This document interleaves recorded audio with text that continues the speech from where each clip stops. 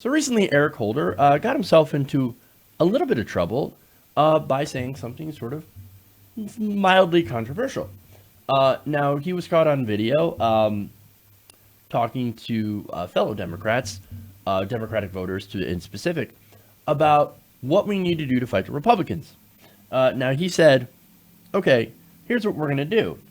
Michelle Obama always said, when they go low, we go high. No, when they go low, we kick them. That's what this new Democratic Party is all about. So, of course, Republicans went into complete apoplectic meltdown. Oh my God, they're calling for violence. They're calling. Eric Holder wants to kick us all.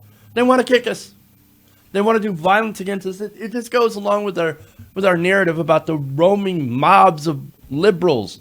Now, wait a minute. I pointed out the contradiction here. On one hand, you have people saying, "Oh, liberals are just nothing but, granola eating, latte sipping, pussy hat wearing, libtard cucks, who are basically just giant wet noodles."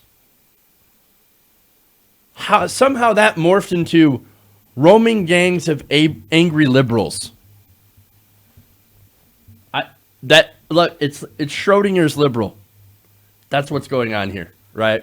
But in reality, of course, it's an attempt to gaslight us into saying, "Oh no, you guys are the violent ones. We're not the violent ones. We don't ever call for violence."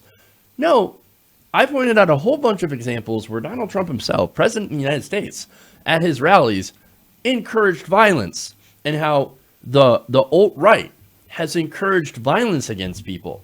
And at the Unite the Right rally in Charlottesville, murdered someone, Heather Heyer.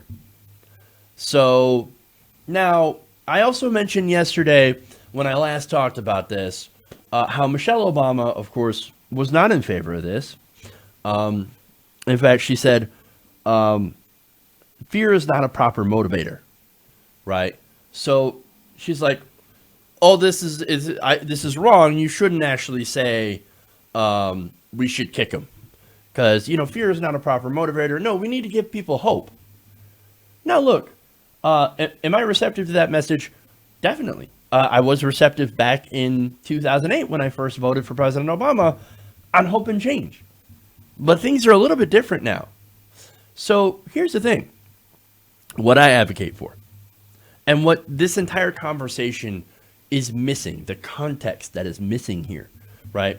What progressives are calling for is to be tough, right? But not to be like, I understand Republicans are absolutely vicious. And yes, I have called for us to be vicious in return. But what do I mean by that? I mean by viciously going after their records, going after the corruption, attacking them on them taking money from gigantic corporations and then doing their bidding.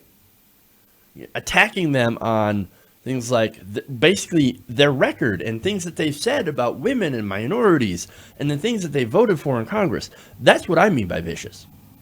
That's what I mean by kick 'em, right? When they go low and they go and attack, we attack back. But the thing is that we actually have the facts on our side. And we actually have the truth when all they have is spin and, of course, billions of dollars in advertising. And that's the big Republican advantage, of course, has always been we know how to control the message. And not only that, but we have the millions and millions of dollars in super PAC funding and funding from people like Sheldon Adelson and the Koch brothers to go and spread that message to everyone else. And we just blanket everything in our just tsunami of ads. We muddy the waters and we confuse people. That's what the Republican Party does. Why? It's because they don't have original ideas. Their ideas are tax cuts for rich people, deregulation, and freedom, whatever that means, right? Except when it comes to abortion and there's no freedom there. So you kind of understand, right? So that's the context that's missing. Is what we actually want to do, what we actually mean by be tough, what we mean by kick 'em, right? So that context is lost, and now Michelle Obama, who is not operating on that same context, is saying we should run on hope. Well, here's the thing. I also agree that we should run on hope, but not like the same kind of hope that the Obamas ran on in 2008. What we need to run on is policy. What we need to run on is, we get into power, this is what we want to do for the American people. We want to bring you single-payer health care. We want to bring you free college I should say tuition-free college at public universities and public colleges. Tuition-free. We want to bring the minimum wage up to $15 an hour, tie it to inflation. And then in places, I would go further, like LA and New York and San Francisco, where $15 is not a living wage, to go and try to raise it and to get these cities and counties and states to raise their minimum wages even higher, so that we do have a living wage that is guaranteed for every single working American. That's our hope. That's our message. So understand, that is what we're fighting for. And the Republican narrative, again, is to gaslight us as roving mobs of angry, violent liberals, which is not true at all. But anyway, now, Eric Holder, right? So I expected Eric Holder to apologize after being criticized by Michelle Obama. And here's what happened. He actually did something that's very rare among establishment Democrats. He's fighting back. He said, quote, "Okay, stop the fake outrage." And this is directed at the right wing. "I'm obviously not advocating for violence.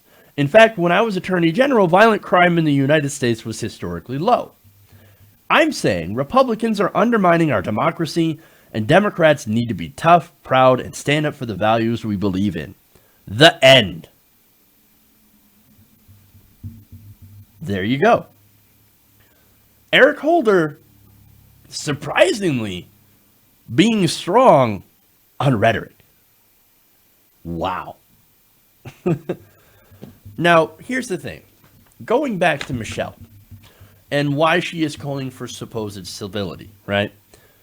Look, yes, there's the whole idea of the Obamas is we're civilized, we're the unifying force in America, and that's great.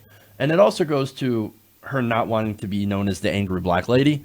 Let's be honest, I think that's also part of it, for calling for calm and civility. And here you got Hillary Clinton, again, somebody that I can't necessarily stand, saying basically the same thing as Eric Holder. Let's fucking fight him, because these people are terrible people that are trying to undermine our values. Michelle Obama doesn't have the luxury of being able to do that, because again, being labeled as the angry black lady. But not only that, but I do believe she actually believes in this worldview of, no, we can find comedy and get along with our Republican colleagues. Just look at how much I've cozied up to George W. Bush. In fact, she called George W. Bush her partner in crime. Oh no, don't do that. Don't do that. No, that is the worst thing that you can do. Because here Michelle Obama, and I like Michelle Obama. I don't like to criticize her. Because I think that she's done a lot of good, and that she continues to do a lot of good. But on this, she is helping to rehabilitate George W. Bush. George W. Bush is a war criminal. You don't rehabilitate war criminals. Hey everybody, thanks for watching this video. If you want to see more like this, please hit the subscribe button below. And if you want to support truly independent progressive media, please consider becoming a patron at patreon.com/TYTNation.